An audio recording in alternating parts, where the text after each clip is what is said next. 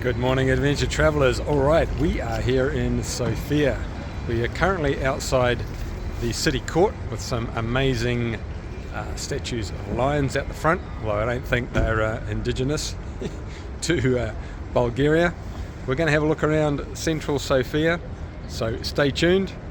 Give the video a thumbs up if you're enjoying it, subscribe, ring the bell, and give me your thoughts in the comments below.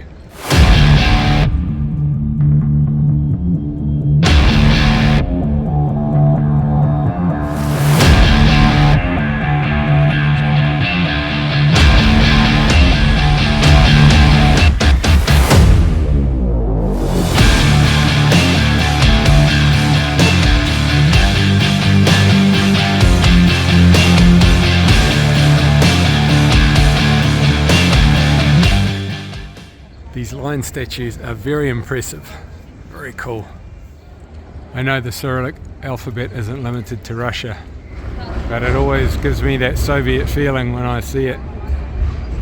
Here's the other lion on the other side of the entrance. This beautiful building is an old public bathhouse. It's now a museum, but there is talk of changing it back into a public bathhouse because there are no public baths in Sofia. There are lots in Budapest and Hungary, but they used to be very popular in Bulgaria as well, but there are none left in the country. So this could possibly be the revival of the public baths in Bulgaria. Alrighty, we're here at the St. Alexander Nevsky Cathedral. It's pretty amazing, so I'll stop talking and give you a proper view.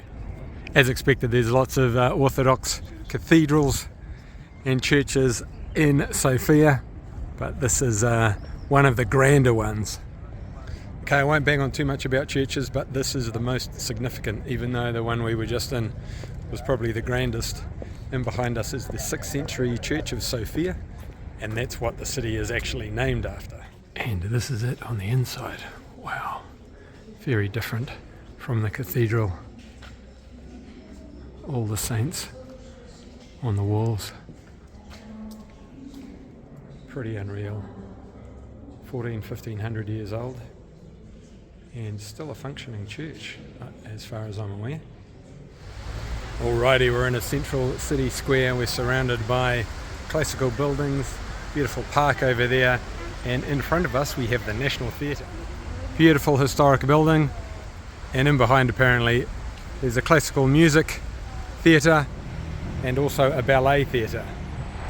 Alright, here's one for the fans of 20th century or post-industrial history. We are standing in an area, in a square that was built after World War II by the Bulgarian communists, and it was the Communist Party headquarters for 45 years. Still used as government offices, but big, imposing communist type buildings, but they've held up relatively well, and they're not as nasty looking as some communist structures. There's the main building where Parliament sits in the background, and it used to fly the Soviet flag and have a red star up there. And here's the surrounding buildings.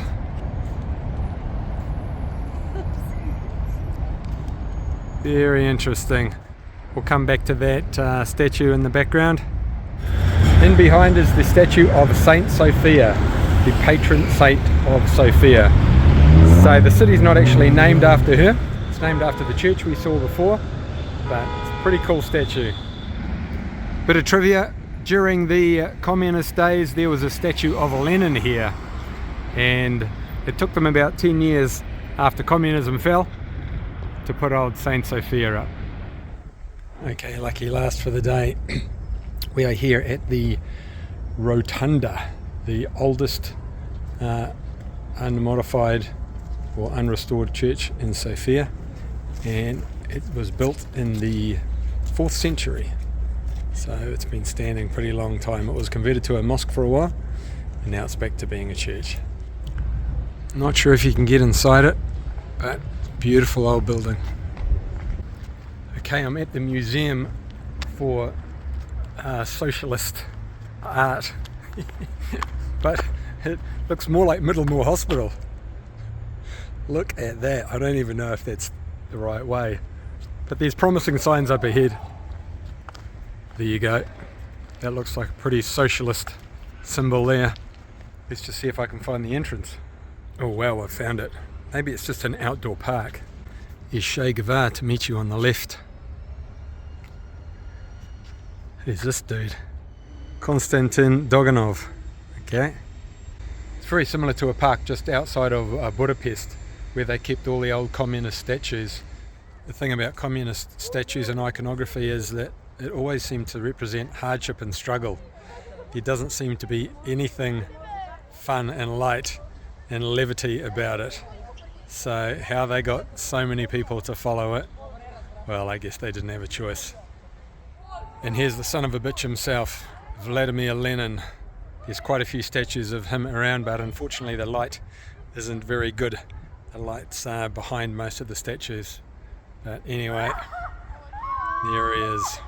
Here's another bust of Lenin. I'm not sure if it's coming out at all because of the sun, but it's a very interesting sculpture. I thought this guy might be Benito Mussolini, and then I remembered he was a fascist. You can see the communist star on his chest there. Here's probably the biggest statue in the whole park, once again. There you go, that encapsulates communism pretty well. Some poor bastard lying on the ground in misery. And here he is. This is the guy that I was looking for outside, Karl Marx. He's the guy that started it all. And here's Stalin, the guy who took over from Lenin. I don't know about you, but I find the communist red star and what it represents quite chilling.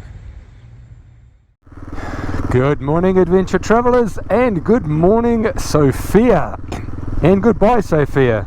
It's been a great couple of days, and one of the few places that I'm leaving that I'm like, I just didn't have enough time. But anyway, it's always good to have places to come back to. Lots more historical buildings to explore, and cafes and parks and sites. So it's definitely a come back to place. Bit of a late start today, about 20 past 10 at the moment, 4 hours in the saddle, so we'll probably be getting into VELIKO or some place like that at about 4 o'clock. Stay tuned, hopefully we'll have something interesting going on today. And we have cleared the big smoke. I got lost a little bit before, so I burned up about 20 minutes. But anyway, back on track and back on the B roads. As you can see, they're pretty patchy, but not to worry. It's quite beautiful out here with all the green. I do like me a bit of green. And just ticking along at a moderate pace. I think we'll be crossing some mountains at some point, so that should make for some interesting riding. Hopefully there's a few twisties and sights to see. There's some mountains over there to the left. So I'll just keep enjoying the beautiful Bulgarian countryside and cruise along. Wow! Alrighty. This is the joy of taking the B roads. And not only am I taking the B roads, but I am taking the long way home. Going through these gorgeous mountains, and there's a particularly steep and twisty piece of road that I've decided to take. Hopefully it won't throw up any problems. We'll just have to worry about that at the time. In the meantime, we are riding through this beautiful, wow, it's like an enchanted forest. This is so cool. You don't get this on the motorways, Shane Young. I told you, mate. Pretty stunning countryside. The green plains surrounded by the hills. And then more mountains on this side. Amazing. Look at that.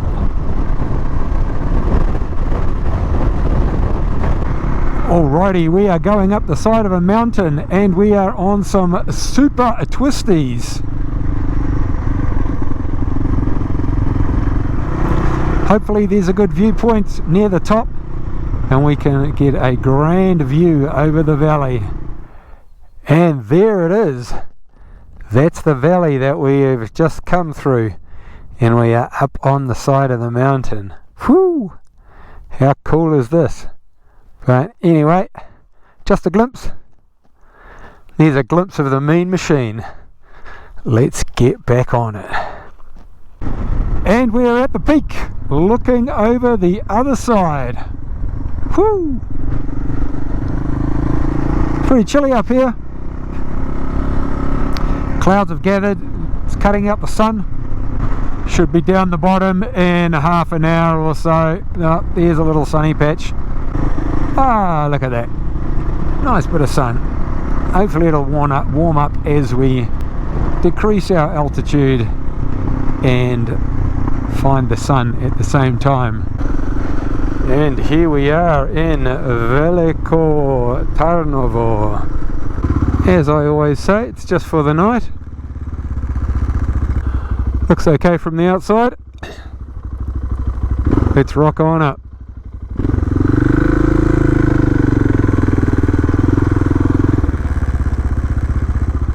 No parking. Okay, that's alright. Yeah?